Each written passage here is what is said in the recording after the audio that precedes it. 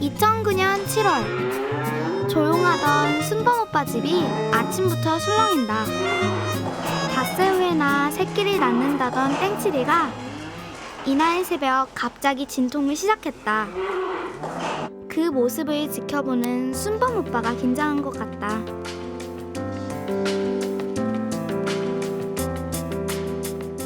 안절부절 가만히 있지를 못한다. 오후 4시! 신호가 왔다. 더 늦으면 위험하다고 오빠는 아저씨랑 같이 새끼를 끄집어내기로 하셨다. 에? 아닌데? 주둥이 여기 있는데?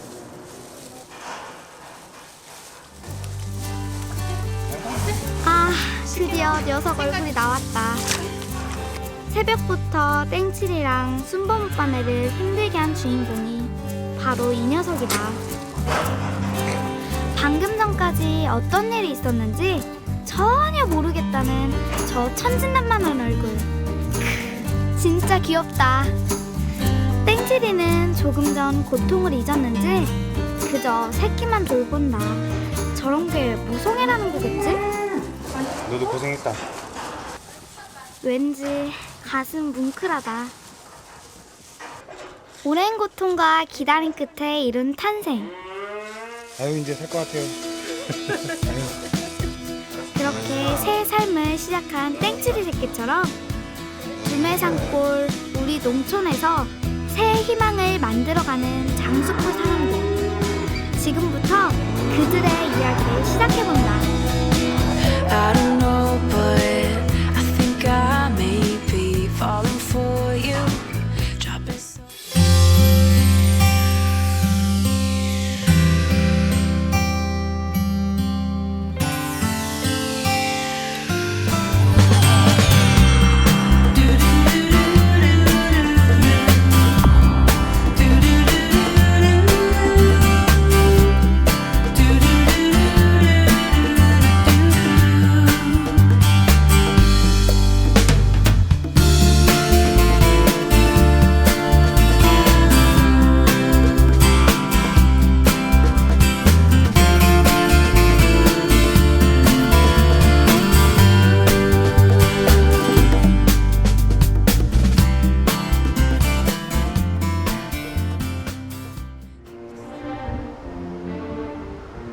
일본 규슈 지역 태평양 연안에 위치한 미야자키현. 70년대까지만 해도 일본에서 가장 인기 있는 신혼여행지였던 이곳은 이제 딱히 내세울 게 없는 변방의 도시가 됐습니다.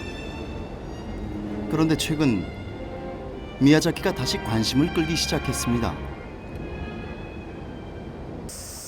2년 전 9개 부문으로 나뉜 전국 화우 공진대회에서 무려 7개 우승을 휩쓴 지역 쇠고기, 바로 미야자키 큐였습니다.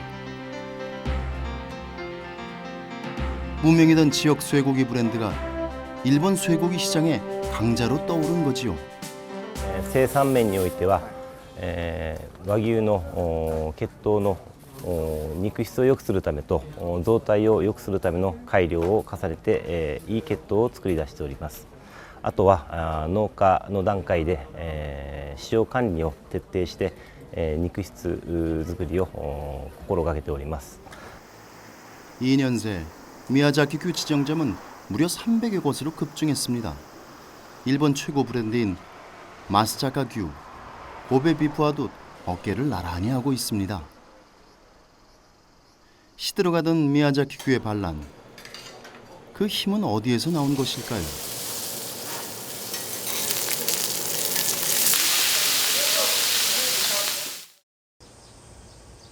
미야치쿠 도축장, 미야자키 농협의 계열사인 이곳엔 연간 3만 5천 마리의 소가 들어옵니다.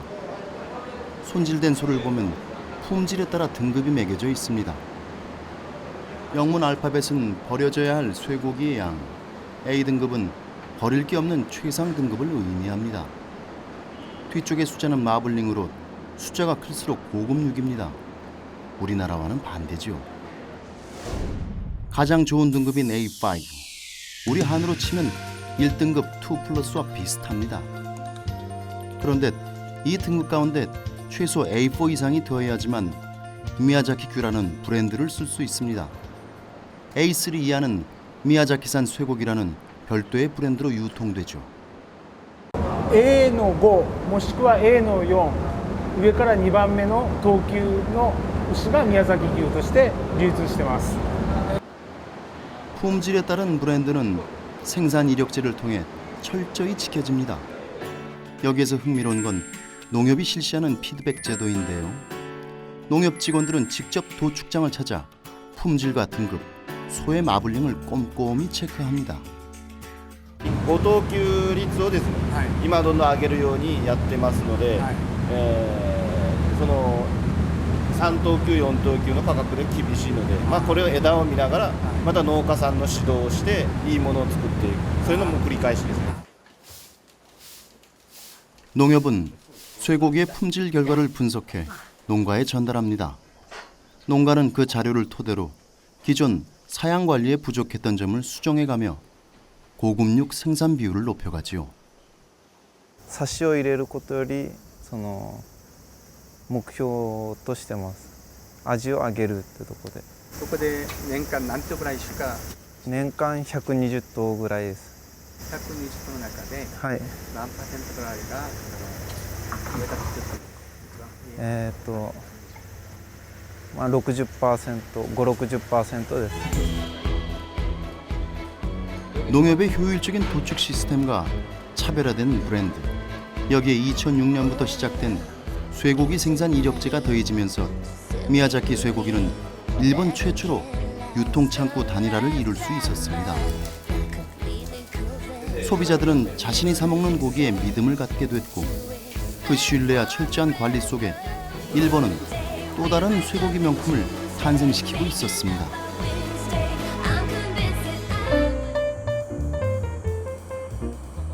치악산 줄기 너머로 뻗어난 강원도 횡성군. 횡성은 국내 최초로 한우 브랜드화에 성공한 한우 1번지입니다. 최근 3년 연속 우수 축산물 브랜드 인증을 받았고 소비자 인지도 조사에서도 독보적인 위치를 차지하고 있습니다. 여름 휴가철이면 직판장 한 곳에서 팔리는 하루 매출이 8천만 원을 훌쩍 넘습니다. 서울에서 넉넉 잡고 1시간 반이면 도착하는 위치, 그 덕을 톡톡히 보고 있는 거지요. 밀려드는 손님들을 맞이하기 위해 횡성엔 이곳 한우 프라자가 생겼습니다. 평일 저녁에도 번호표를 받아 30분 이상 기다려야 맛을 볼 수 있다는군요. 여기서 먹어야지 느낄 수 있는 그 맛이 있어요. 그 육즙이랄까 신선도랄까 뭐 좀 그런 게 있는데 그것 때문에 강원도 놀러 갔다가 오는 길에 항상 들리곤 해요. 또 횡성하면 또 한우가 떠올라서 그래도 먹고 가려고 여기까지 왔어요. 먹어보신 거 어때요? 네, 아주 연하더라고요. 안심이. 그래서 맛있게 먹고 갑니다. 그런데 유명세 탓인지 최근 횡성 한우 이미지를 무너뜨릴 심각한 문제가 발생했습니다.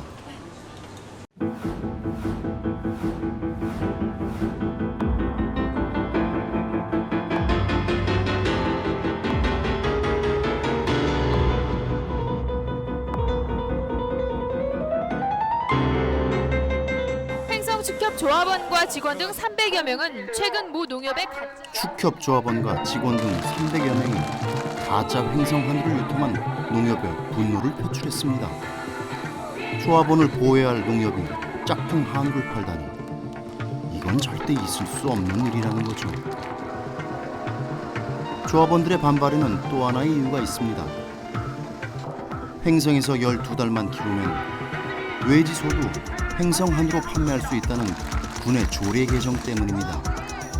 예를 들어서 우리가 10개를 소비할 수 있는 시장인데 10개가 있을 때는 제값을 받습니다. 그런데 이제 12개를 공급을 하다 보면은 그 2개만이 문제가 아니라 10개, 12개가 기존에 있던 10개까지도 다 가격 폭락을 가져옵니다. 그래서 그건 상당히 위험한 발상이 되는 거죠.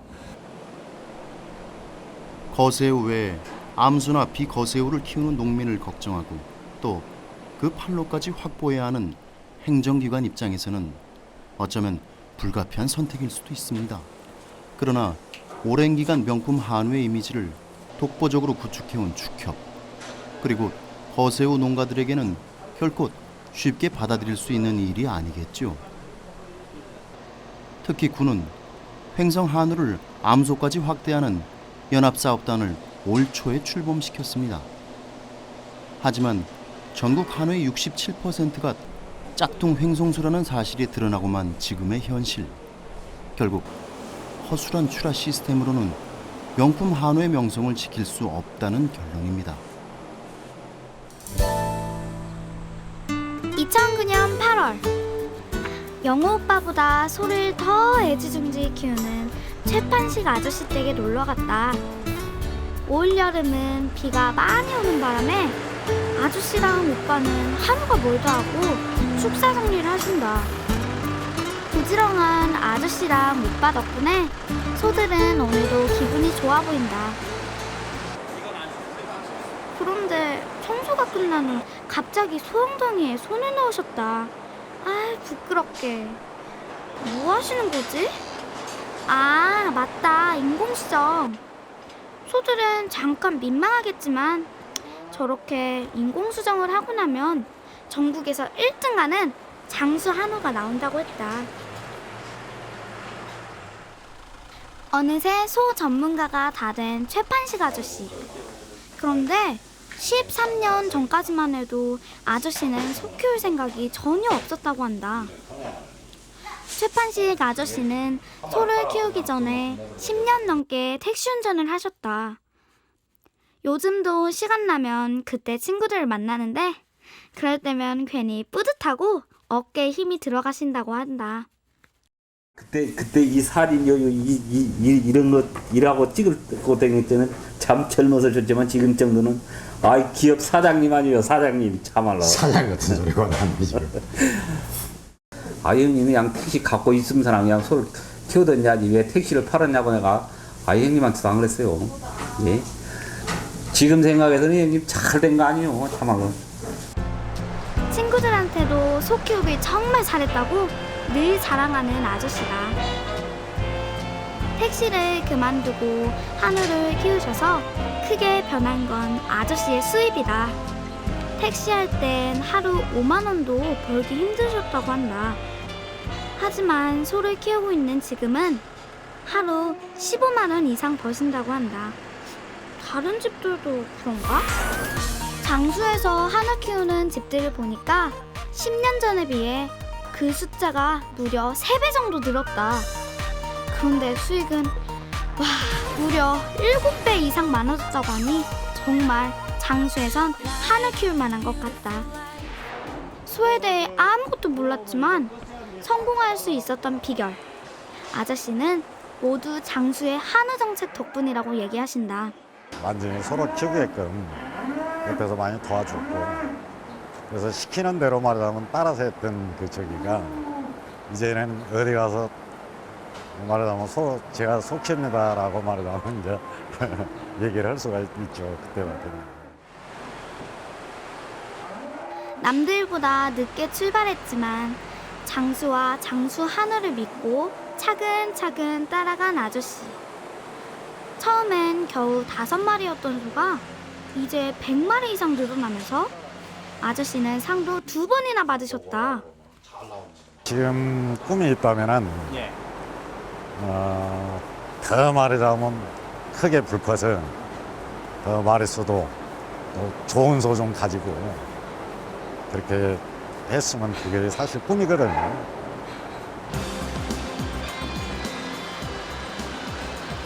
아저씨의 막내 아들 영호 오빠. 오빠는 아저씨의 가장 든든한 지원군이자 누구보다 장수 하늘을 사랑하는 사람이 됐다. 지금은 솔직하게 얘기하면 친구들한테 떳떳하게 얘기할 수 있는 그 부분도 있고, 솔직한 마음으로 이 소에 대해서 키워가면서 남들보다 더 잘 살 수 있다고 생각을 하거든요. 장수하늘의 미래를 더 많은 사람들에게 자랑하고 싶은 최판식 아저씨. 아저씨의 마지막 욕심은 이제 단 하나라고 말씀하신다. 장수 한우도 선전이 잘 된다면은 아마 행성 못지 않게 잘 될 거예요. 그 욕심이라면 그거입니다. 사실.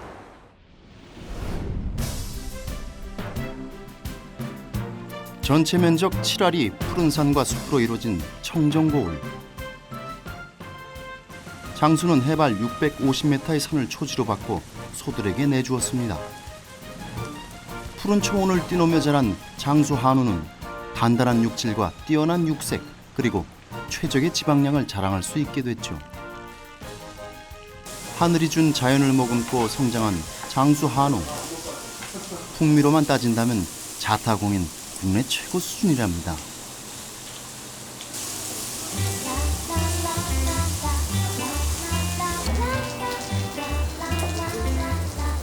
씹으면 씹을수록 맛이 너무 고소하고요. 이 한 입 한 입 씹을 때마다 이 육즙이 입안에 쫙 퍼지는 게 먹으면 먹을수록 맛있는 것 같습니다. 한우 브랜드 파워 강화를 위해 경영을 전문화시킨 장수는 성장률을 높이기 위해 혼합 사료를 자체 개발하고 사양 관리 역시 통일시켰다죠. 대한민국 전체 한우가 거기다 대동소이하거든요. 그래서 이제 품종 개량이 지금 박차를 가고 있습니다. 그래서 유전자 뱅크를 만들어 가지고 약 30년에서 50년 계획 짜 가지고 다른 지역과 차별할 수 있는 소 특성을 살린 명품 한우를 만들려고 지금 준비하고 있습니다. 이제 남은 과제는 좋은 품질의 한우를 소비자들에게 꾸준히 전달할 수 있느냐에 달려있지요. 강원도 횡성 사례가 보여주듯 공동탑을 무너뜨리지 않으려면 브랜드 이미지를 지키고 농가들도 상생할 수 있는 단일 출하 시스템 마련이 절실합니다. 1등은 오르기보다 지키기가 더 어려운 법이죠. 탄탄한 생산 이력제와 차등화된 브랜드를 바탕으로 명품 화우에 등극한 미야자키 규의 반란. 처지가 비슷한 장수 한우에겐 분명 값진 교훈으로 시사하는 바가 큽니다.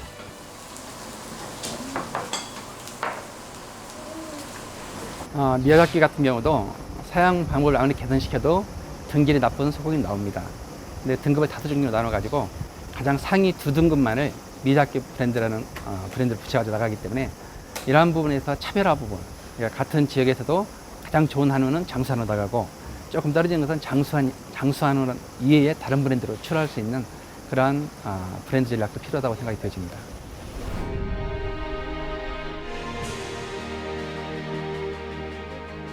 충절의 고장 전북 장수. 장수에는 절개로 빛나는 세 사람, 즉 3절이 있습니다.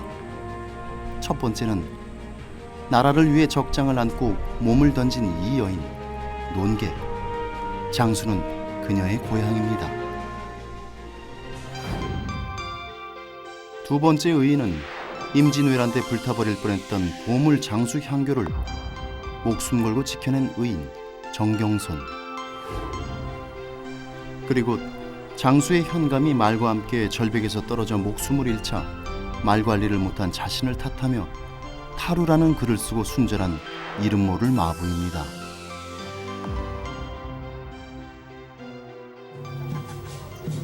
대대손손 내려오는 장수의 절개는 과거지서로 머물지 않았습니다.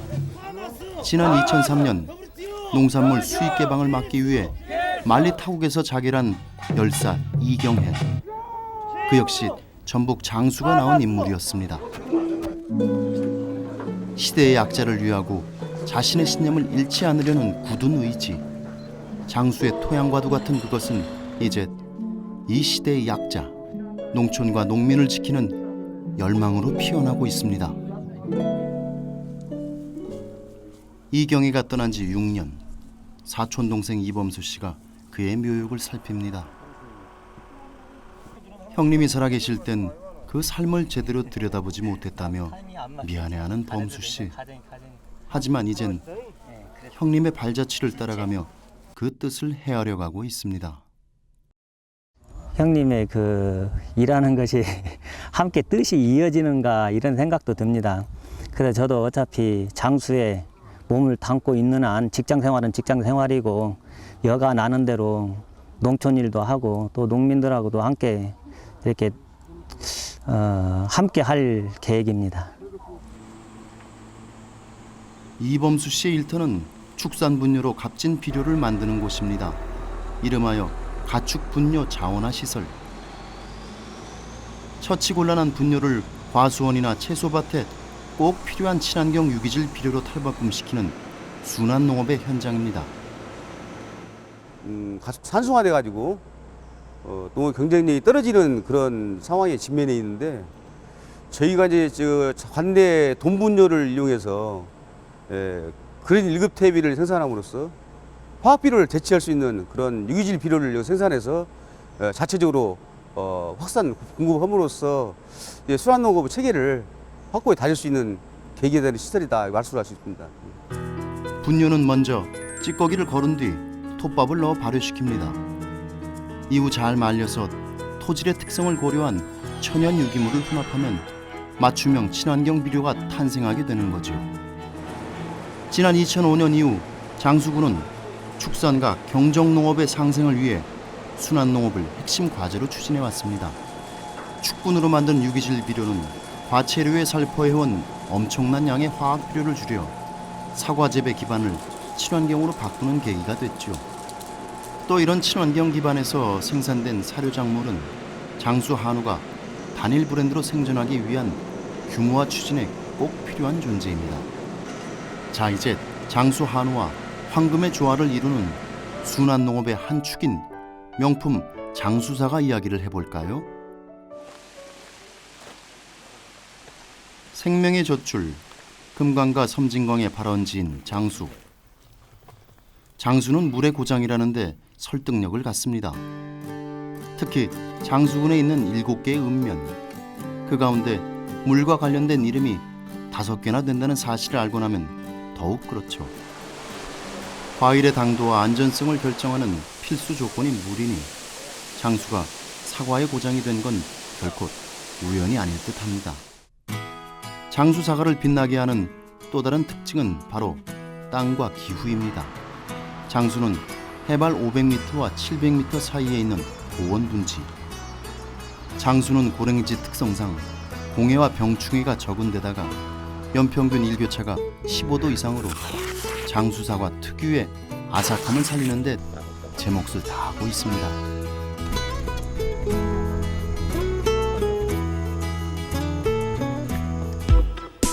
중요한 건 지구온난화에 따른 이상기후 속에서도 장수의 날씨만큼은 큰 변화에서 자유롭다는 사실.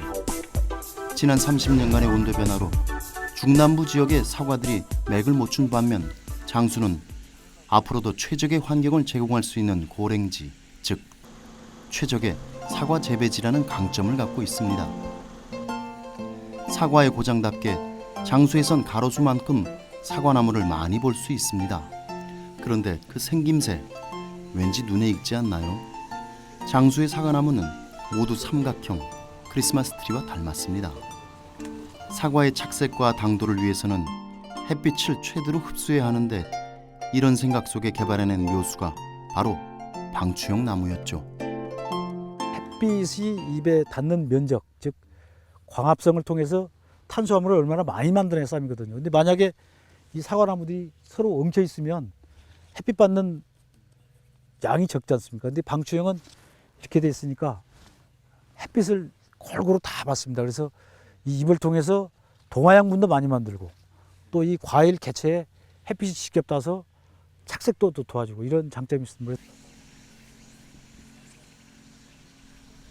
풍부한 물, 최적의 땅과 기후, 그것만 보더라도 장수가 사과의 고장이 된 건 당연한 일일지도 모르겠습니다. 하지만 그 당연한 성과에 박차를 가게 한 건 분명 사람의 열정이 있었기 때문입니다. 2009년 8월 장수 개남에 사는 유기행 아저씨 댁 근처에 사람들이 모여들었다. 후지는 주고 이제 홍문은 저거 주면 안 되지. 이제 질소를 그따가 빼고 하려면 줘야지. 질소를 빼고 그따가 찰나갈까 이제 인상가를 넣고 비료 어느 정도 주고 연면살포로 하면서 내가 수세조 적으면 최고다. 무슨 모임인데 과수원에서 모인 걸까? 원래는 전국적인 단체고 3,000명 정도의 회원이 있었다고 한다. 가만, 이름이 뭐였더라? 맞다, 석사모. 석사모라는 모임이다. 한 달에 한 번씩 정기 회의를 합니다. 그러면 이제 서로 농가들이 이제 그 애로사항 같은 거 서로 말하고 또 기술 교류가 되고 아주 좋죠. 그럼 이제 서로 이제 모르는 것 가르쳐주고 이런 식으로 이제 지금 대화하는 식으로 이렇게 자꾸 물어보고 묻고 답하고 그런 식으로 많이 하는. 아저씨들은 석회라는 걸 무지 좋아한다. 석회에 유황 같은 걸 섞어서 보르도액이라는 걸 만드는데 이걸 농약 대신 뿌리신다. 이 석회액을 사과에 뿌리면 무서운 탄저병이나 부패병이 생기는 걸 막는다고 한다. 게다가 나처럼 어린아이한테도 해가 전혀 되지 않을 만큼 안전하다고 하니 참 고마운 일을 하고 계신 것 같다. 뭉치면 살고 흩어지면 죽는다. 아니면 백지장도 맞들면 낫다는 말 때문일까? 상당히 귀찮은 일일 텐데 장수골 아저씨들은 이렇게 똘똘 뭉쳐 장수사과를 키우신다. 저는 뭐 비료가 뭔지 퇴비가 뭔지도 모르고 시작했기 때문에 지금 이렇게 와서 교육받아가지고 했는데 지금은 이제 1년 반 만에 그래도 어려움 없어요. 이제 많이 따라갈 수 있게끔 해주고 또 옆에 분들이 이 장수사과 이미지 때문에 자꾸 도와주지. 왜 그러냐면 내가 이 장수사과가 나빠버리면 그 옆에 분이 팔러 갔을 때도 이미지가 떨어지니까 그래서 많이 가르쳐 주시는 것 같아서 좋았어요. 인터넷을 통해 석사모를 제일 처음 만든 사람. 이분이 바로 그 주인공 유갱 아저씨다. 아저씨는 사과 농사를 지은 지 20년이 가까이 되셨다. 예전엔 사과 농사하는 게 외로우시다더니 요즘은 함께하는 친구들이 많아져서 도움도 되고 즐겁다고 하신다. 10년 전하고 지금 이렇게 비교를 해보면은 지금 우리 장수사과가 그때 비해서 한 50% 이상 농가가 늘었어요. 지금 그때만 해도 채소, 배추나 무나 담배 그쪽으로 이렇게 많이 하셨었는데 지금 이제 그쪽보다는 사과가 지금 소득이 더 높거든요. 이분은 유갱 아저씨의 아줌마, 아니 부인이다. 중국에서 시집온 아줌마인데 사과 덕분인지 요즘 웃는 모습 보는 일이 많아졌다. 옛날에는 사과 농사 지어도 사실 저희들은 팔로 같은 것도 크게 저기 안 되는데 이제는 막 인터넷으로도 많이 나가고 네. 전화 주문도 많이 들어오고 팔로는 팔로는 걱정이 없어요. 정말 아줌마 말대로 장수사과 하나로 살림이 나아진 걸까? 장수사과 농사에 대해 조사 좀 해봤다. 그런데 농사 짓는 사람들의 숫자도 엄청 늘었지만 그 수입이 진짜 억소리나게 많아졌다. 도시 부럽지 않은 억대 연봉. 장수사과가 대단하긴 대단한 것 같다. 하긴 우리 친구들 사이에서도 장수사과는 최고 인기 스타다. 누구누구 집 사과가 많이 자랐나 재기도 하고 도시 친구들이 놀러올 수 있게 여기저기 소문도 많이 내고 다닌다. 어느새 사과가 빨갛게 익어 우리에게 손짓하는 때가 됐다. 유갱 아저씨 댁에도 내 또래 아이들이 있는데 바쁜 수학절엔 이렇게 아저씨 아줌마 일을 도와드린다. 꿀맛 나는 장수사과. 아, 보기만 해도 행복하다. 힘들어하시는 거 보면서 하면 기뻐요. 어떤 점이죠? 우리가 도와준다는 거. 사과가 빨간 하트를 닮아서 그런지 모르겠지만 사과를 보면 좋아하는 사람의 얼굴이 떠오른다. 아줌마에겐 아저씨가 그런 사람이겠지?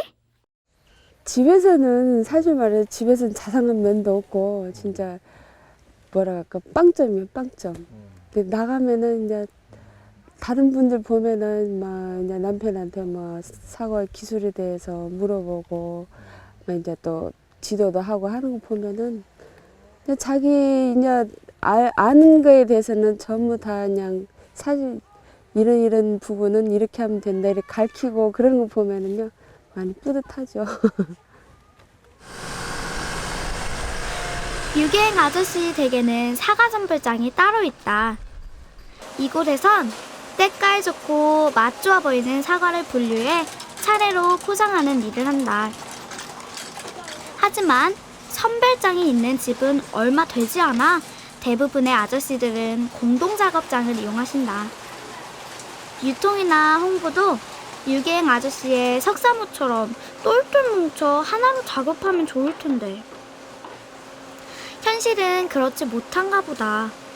아저씨는 농사 짓는 사람은 농사만 지었으면 좋겠다고 늘 입버릇처럼 얘기하신다. 생산까지 해갖고 판매까지 유통까지 하다 보니까 힘들어요. 그러니까 앞으로는 우리 장수 사과 산업이 발전하려면은 따로 이렇게 선별할 수 있는 데서 이렇게 생산만 하다 갖다 주면은 판매까지 유통까지 책임을 져줬으면 좋겠습니다. 혼자가 아닌 여럿이 함께 힘을 뭉쳐야 성공할 수 있는 농촌 문제. 아, 이 머리에 아픈 고민을 해결할 방법 어디 없는 걸까?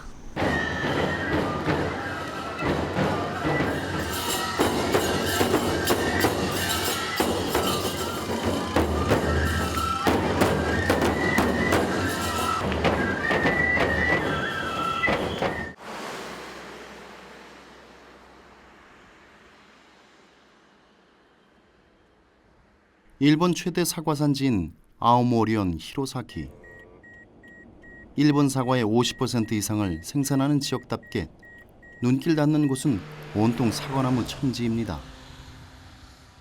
일본 사과는 그 가격이 우리와 큰 차이가 없지만 수출 사과에서는 얘기가 달라집니다. 지난해 가타야마사를 통해 중국 상해로 수출된 히로사키 사과는 한 개에 최고 15달러, 무려 18,000원을 호가하는 가격이자 다른 일본 사과의 10배에 달하는 금액입니다. 대체 그 비결이 무엇일까요? 수출용 사과를 납품하는 다나카 씨. 비가 그친 뒤 사과 속는 작업이 한창입니다. 보통 사람들은 개화기 때 꽃을 속는데 다나카 씨는 이렇게 사과를 솎아냅니다. 바로 전통 방식이죠. 4、5年前からちょっと葉取らず栽培、全然収穫まで一切葉を摘まない葉取らず栽培というリンゴも手がけていまして、やっぱり葉を摘まないで自然に育てた方がやっぱり味はその葉を取ったリンゴより一味がコクがあってすごい美味しいんですよ。 4、 5년 전부터는 화학 비료도 아예 사용하지 않고 있습니다. 친환경을 향한 노력. 이것이 아오모리 명품 사과의 기반이 된 것입니다. 가타야마의 대표인 야마노 씨가 시내에 있는 냉동 저장고를 찾았습니다. 유럽과 대만 그리고 중국으로 국한됐던 수출이 올해 중동으로까지 늘어난 덕분에 더 큰 저장고가 필요해졌다는군요. 가타야마사는 일본 최초로 유럽의 수출길을 열었습니다. 10여 년 전부터 과수원의 재배 여건을 최상으로 끌어올린 게 제대로 맞아떨어진 거죠. 친환경 기반을 세우기 위해 가타야마사는 화학 비료 대신 유기질 비료를 사용했습니다.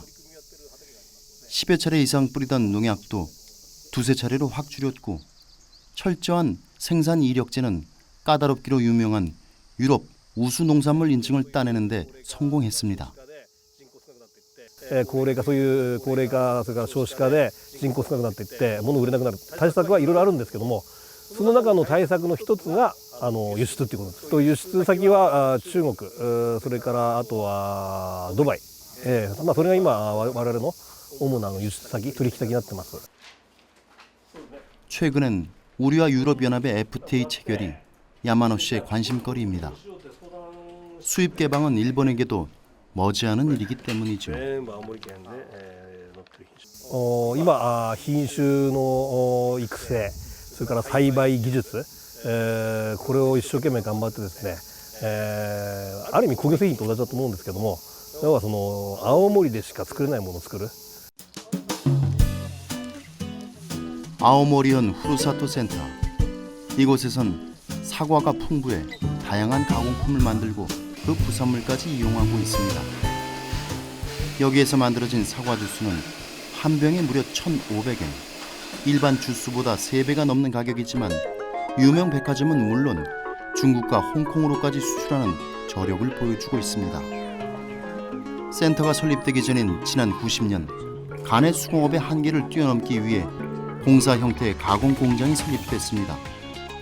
당시 주스는 상품성이 떨어지는 사과로 만드는 게 보통이었지만 센터는 발상의 전환을 시도했죠.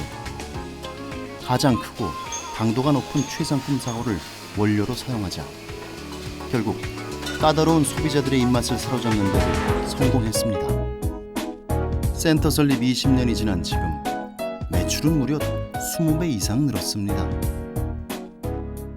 リンゴワークというブランドが、全国で大変知名度が上がっておりまして、その知名度が上がることによって農家の方もさらに、美味しいリンゴを作って、それから美味しい加工品を、作って販売していこうという、生産意欲が、増ち、農家の方も私たちも全体一丸となって頑張っております。 센터의 특이한 점은 주스를 만들고 난 사과 찌꺼기까지 수익 창출하는 데 쓴다는 겁니다. 모두 축산 사료로 변신해 부가가치를 높이고 있죠. 飼料メーカーさんの方に、伺ったところ、リンゴの、副産物を使ったらうちの方の食欲が増進になりました。で、父の出も良くなりましたというような報告は受けております。 센터 인근에서 젖소를 키우고 있는 히다치 씨. 지난해 곡물 파동으로 사료값이 폭등하자 조사료에 사과 부산물을 섞어보았습니다. 처음엔 과수원에서 직접 수거해 사료와 섞었고 이듬해부터는 사과주스 찌꺼기가 함유된 혼합 사료를 소에게 먹였죠. 1년이 지난 지금 그 결과는 대만족이었습니다. そうですね。そのやる量によりますけど、うちで1頭あたり4キロから5キロのリンゴかすをやってます。そうしますと 15% ぐらいの乳量アップが見られました。 사실 아오모리 사과 농가들은 넘쳐나는 생산량으로 위기에 몰려 있었습니다. 이때 대안으로 삼은 것이 바로 친환경. 그리고 회사를 만들어 수출로 시장을 개척했고 남다른 발상으로 성공적인 가공품을 만들었습니다. 또한 찌꺼기까지 버리지 않는 우리 장수처럼 사과와 축산, 그 상생을 모색하고 있는 거죠. 경상북도 영주시 풍기읍. 전국 유통 사과의 8%가 생산되는 국내 최대 사과 산지입니다. 특히 안심 사과라고 불리는 껍질째 먹는 사과가 유명하죠. 사실 안심 사과는 풍기 외에 너댓 곳에서 생산되고 있습니다. 사과를 오존수로 세척한 뒤 낮게 포장하는 방식이 모두 똑같습니다. 하지만 전국에 유통된 안심사과 10개 가운데 8개는 모두 풍기에서 생산된 겁니다. 왜일까요? 올해로 6년째 조합을 맡아온 사과의 대부, 구필의 조합장이 바로 그 이유입니다. 요거하고 좀 비슷하게 하면서도 좀 차별화될 수 있는 그렇죠, 뭐 색깔을. 그렇죠. 예, 그러니까는 안심사과는 이 빨간색을 썼잖아요. 예. 사과 살 생각이 없던 사람이 향을 느끼면서 사고 싶은 욕구를 불러일으킬 수 있는. 칼슘이 앞으로 이제 우리가 시작하였고 만약에 반응이 좋으면은 딴 데서 막 들어올 텐데. 새로운 시장을 만들어간다는 차원에서 소비를 더 촉진시키기 위해서 생산에도 적극적으로 농협이 뛰어들어가야 돼요. 조합장에 당선된 이후 구필의 씨는 공동선별, 공동정산이라는 유통표준을 처음으로 도입했습니다. 사과 당도를 비파계 검사로 측정하고 세척 중에는 대여섯 번의 유관 검사로 작은 흠집까지 잡아내죠. 최종 포장까지는 육안으로도 선별을 해서 당도에는 전혀 문제가 없음에도 불구하고 여러 부분에 착색이 안 된 부분도 육안 선별로도 한 5번 정도는 걸러냅니다. 그래서 그야말로 소비자들이 완전품이라고 인정할 때까지 저희들은 제품 관리를 해서 소비자로부터 공급을 하고 신뢰를 받고 있습니다. 지난해 풍기 안심사가 15kg 한 상자의 가격은 11만 원. 6만 원에 그친 일반 사과보다 배가량이 높은 가격을 받으면서 조합원들의 수익금은 기대 이상으로 올라가기 시작했습니다. 참 처음에는 애 많이 먹었어요. 뭐 지니까나 빚지고 해가지고 한 2년 애 먹다가 2, 3년 그래 이제 농협으로 이 사과야 이제 뭐라 엮고 뭐 이러다 보니까는 차츰 개안해지는 게 이제는 개안해요.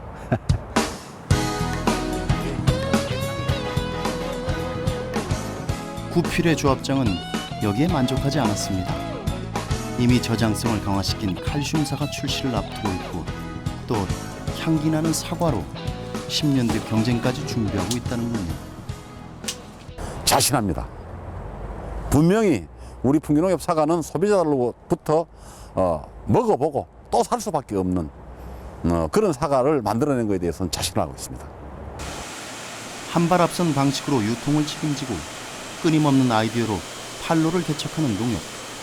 이 방식이라면 명품 사과에만 매달리게 해달라던 장수 농가들의 바람을 들어줄 수 있겠죠.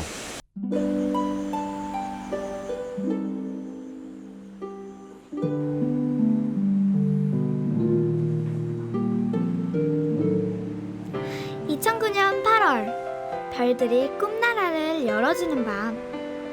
그런데 땡치리 새끼를 본 순범 오빠는 피곤함도 잊은 채 저녁 일과를 마무리한다.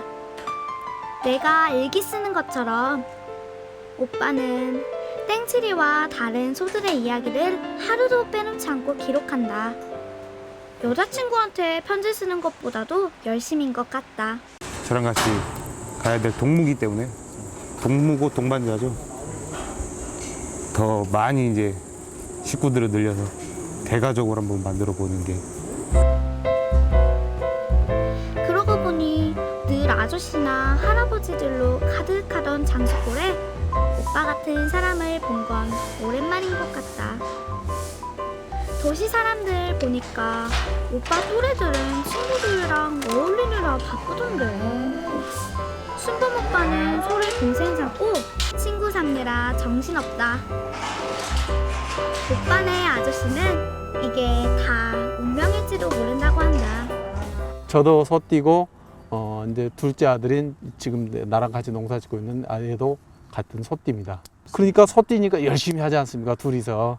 이게 저도 뭐 이제 촌에서 농사 짓는 사람은 무조건 어차피 좀 부지런해야지만은 부지런하지는 않지만은 둘이 열심히 부지런히 일을 하고 있습니다. 젊은 나이에 너무 힘든 일 하는 건 아닌지. 사실 오빠네 엄마는 오빠가 자랑스러우면서도 걱정이라고 하신다. 시골에서 너무 힘들어요. 이게 매일같이 일을 해도 표시도 별로 없고.